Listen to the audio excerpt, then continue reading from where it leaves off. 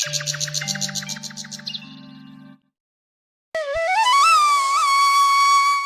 समय की बात है, जनकपुर गांव में रमेश और महेश दो मित्र रहा करते थे। रमेश बहुत ही लालची और कमजोर था और महेश बहुत ही ईमानदार और मेहनती था। वो रात दिन मेहनत करके अपना गुजारा किया करता था। ये दोनों गांव के जमींदार भोला कने काम करता था। महेश बहुत ही ईमानदारी और लगन से काम करता था।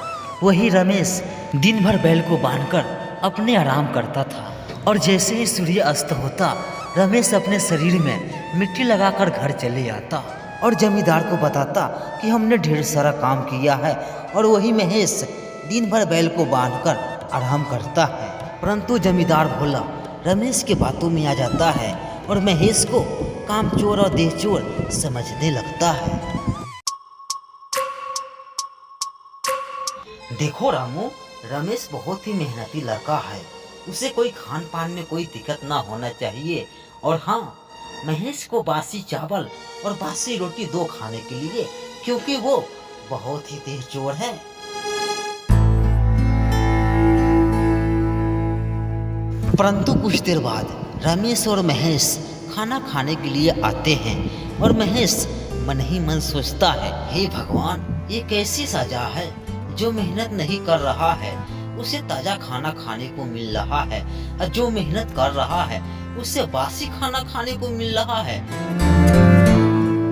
मगर महेश बासी खाना खाकर अपने काम पे चले जाता है।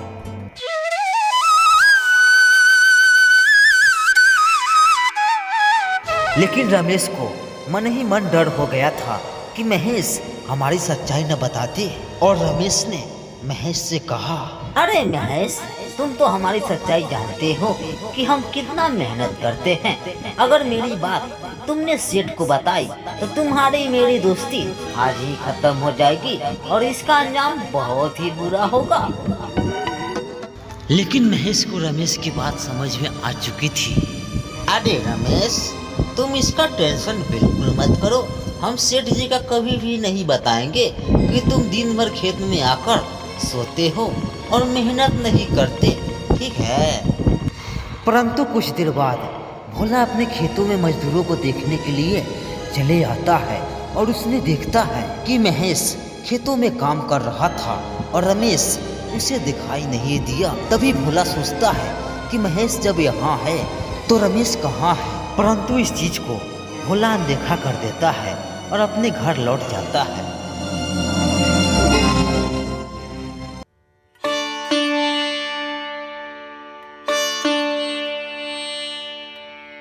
रमेश, ओए रमेश, अरे उठो ना, देखो 6 बजने वाला है और शाम भी हो चुका है। चलो हम लोग चलते हैं घर। क्या 6 बजने वाला है? ओ भाई, ठीक है चलो। और दोनों शाम होते ही अपने अपने घर चले आते हैं।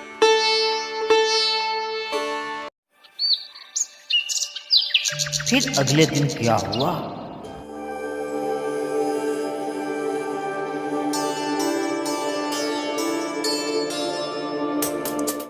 क्या बात है रमेश, रात को अच्छी नींद नहीं आई क्या? नहीं सेठ जी, ऐसी कोई बात नहीं है। रात को थोड़ा मच्छर परेशान कर दिया था, इसके कारण मैं रात में सो नहीं पाया। ओह, ऐसी बात है, इसीलिए तुम्हारा आंख लाल लाल दिखाई दे रहा है। मगर सेठ के सामने रमेश बहाना करके तो बच जाता है। मगर रमेश और महेश निकल जाते हैं खेतों में काम करने के लिए। परंतु रमेश का तो रोज की आदत था कि खेतों में जाकर आराम करना।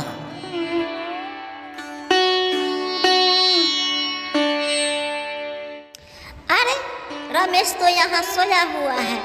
मालिक को कहता है कि हम मेहनत करते हैं और यहाँ आके सो गया हुआ है। मालिक को बताना होगा इसकी सच्चाई।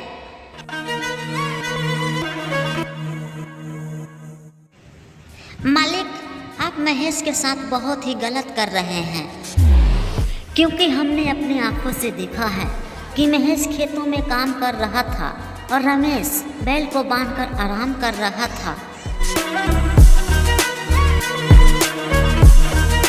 हालांकि सच्चाई कभी नहीं छुपती और रमेश की सच्चाई भोला जान चुका था। तो बताओ रमेश, खेतों का काम खत्म हो चुका कि अभी तक बाकी है? मालिक, खेत का काम खत्म हो चुका है और हम लोग पूरा काम निपटा करके अभी तो आ रहे हैं। रमेश, तुम झूठ मत बोलो, हमने तुम्हारा सच्चाई पूरा जान चुके हैं कि तुम कितना मेहनत कर रहे हो। तुम दिन भर बैल को बांधकर आराम करते हो और बेचारा महेश दिन भर काम करता है और हम उसे बासी खाना देते हैं खाने के लिए। मालिक, मुझसे गलती हो गई, मुझे माफ कर दीजिए, अब ऐसा गलती कभी नहीं होगा। रमेश, हम तो तुझे माफ नहीं कर सकते, तुम्हारा सजा यही है कि तुम आज से बासी खाना खाओगे और रमेश ताजा खाना खाएगा। हालांकि जैसी करनी वैसी भरनी और रमेश तो आलसी था।